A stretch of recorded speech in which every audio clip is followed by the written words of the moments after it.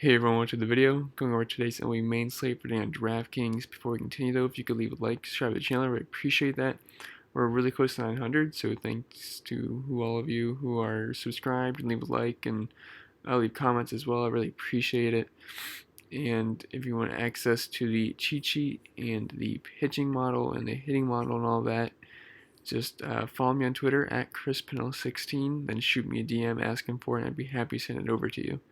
So anyway, let's get into the slate. For SP1 today for me is going to be Chris Sale, 10,900. I think he's the number one play on the board by far. It's not really that close to me. There's really no reason for him not to be priced near 12K like Max is and Garrett Cole. And I really look at this as him being a value, especially facing a lefty-heavy Texas team that's away from Texas, and they will strike out a lot. So I do like Chris Sale a ton. He's coming off that complete game shutout, and he's just been fantastic this season besides the very beginning. And then SP2, I really like Masahiro Tanaka at 7,900. Really, this is just a price play considering it dropped about 2K for no reason. I don't understand why it did. He wasn't even that bad. I mean, he hasn't been bad this season. He's been fine.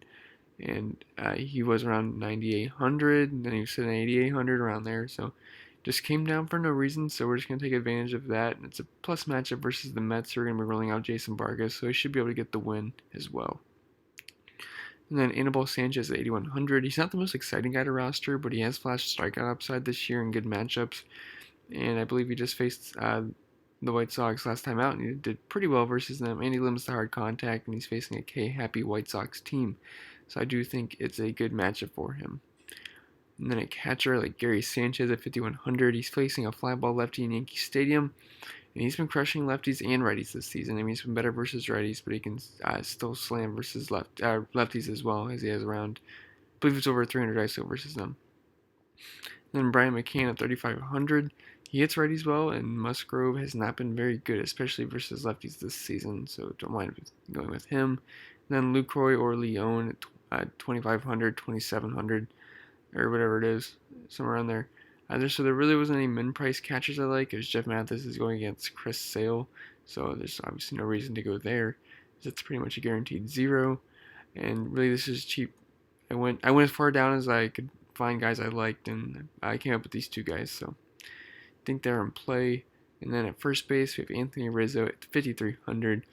I like Marquez, but Coors is going to be hot tomorrow around 80 degrees, and the ball should be popping. I mean, so far this year, like the warmest games we've gotten there, we've been playing most of the games there have been like in the 50s and 60s, so getting a nice temperature boost here, and it's a great ballpark for hitting. So I do think it's a great spot for Rizzo, and he's smashed righties so far this season. Then Luke Voit, 4,400. I can see him being pretty popular. He's just another righty with power versus Vargas. Don't really need to go into in depth there. Then Daniel Murphy, 5,000. So as you can see, first base is not a place to spend down on today, in my opinion. I'm gonna want one of these three guys, even Freddie Freeman's, and play 5,400. So I'll be paying up for one of these three, and Murphy's in a good spot versus Darvish as well in Coors. And at second base, DJ LeMahieu at 4,500. He's been very good, just another Yankee versus Vargas.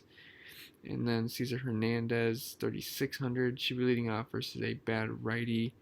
And then Starling Castro at 3,100.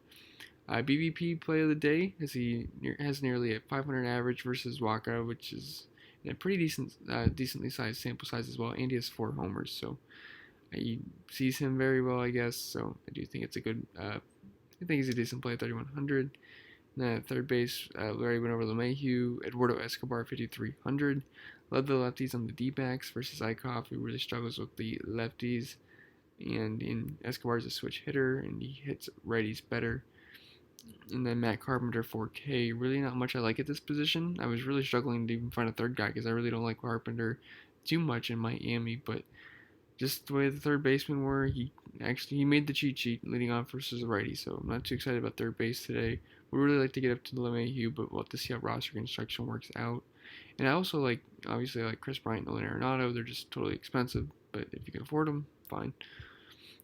And then at shortstop, another position I was struggling to find guys I liked. I don't know, it's just, I mean, obviously you have Javi Baez and Trevor Story in Coors Field, but other than that, 2 obvious plays, which, I mean, probably we're not going to be able to afford them anyway.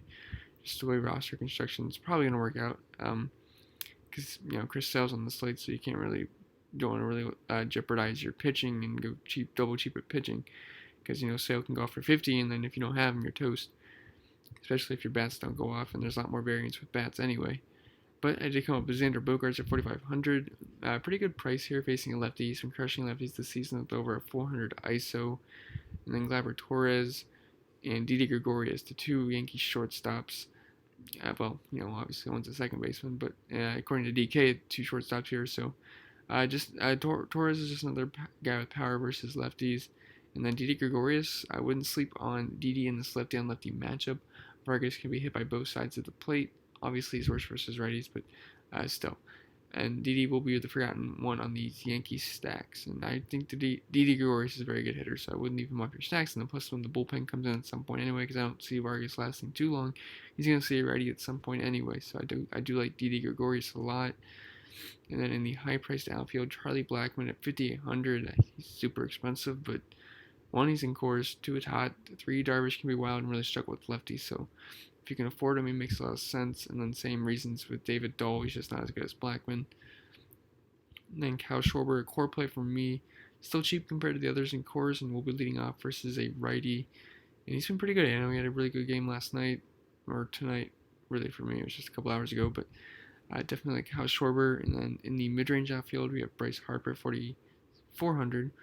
Love the price and matchup for Harper versus the righty Clark, who's just not very good. Very low strikeout rate for him. And then JD Martinez, 4,700. He's below 5K, so it's automatic value for JD. And he gets to face a lefty, and we all know he's one of the league's best lefty smashers in the league. He has over a 400 ISO versus him so far this year. And then David Peralta, 4,600. Eichhoff sucks versus lefties, and it's Peralta, not Peralta, but you get the idea. He's a very underrated hitter, and he's elite versus righties. And then in the value outfield, Carlos Gonzalez, 3,000. So here is your Uber Chalk play of the day. He's going to be back in his old stadium in Coors, and he's only 3K facing a righty.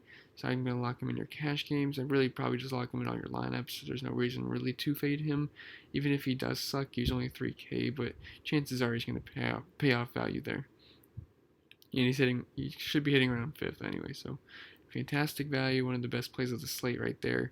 No reason why he's not, I don't know the reason why he's not priced up like some of the other guys, but we'll just take the freebie DK's given us.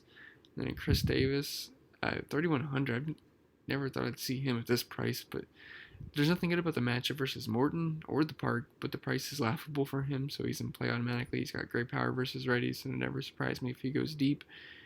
And then Curtis Granderson at 3,400, always in play leading off versus a righty. I mean, really, just imagine if I told you at the beginning of the year Curtis Granderson's going to cost more than Chris Davis at some point in the season. That's just crazy to me. But that's what it is. So, okay, so going over to some of the core plays. For the impactful weather, I didn't see anything. I mean, like I said, it's like 1 in the morning, so I don't really know too much about the weather tomorrow. So just keep a lookout on Twitter. And then core plays for me are going to be Chris Sale and Tanaka at pitcher. Then Cargo and Schwarber in the outfield. And that's plenty of value to make a lineup. And then the top stacks for me are going to be the Coors game, the Yankees, the Braves, the Dodgers, and the Phillies. Alright guys, that's all I have for the video. If you have any questions, feel free to comment below. Remember to leave a like, share the channel, I really appreciate that. If you are playing NASCAR, I know it sucks the race got postponed, but we're going to be racing at 5 p.m. tomorrow, so if you didn't know that, make sure to tune in and watch the race if you were planning on it, and best of luck to you all.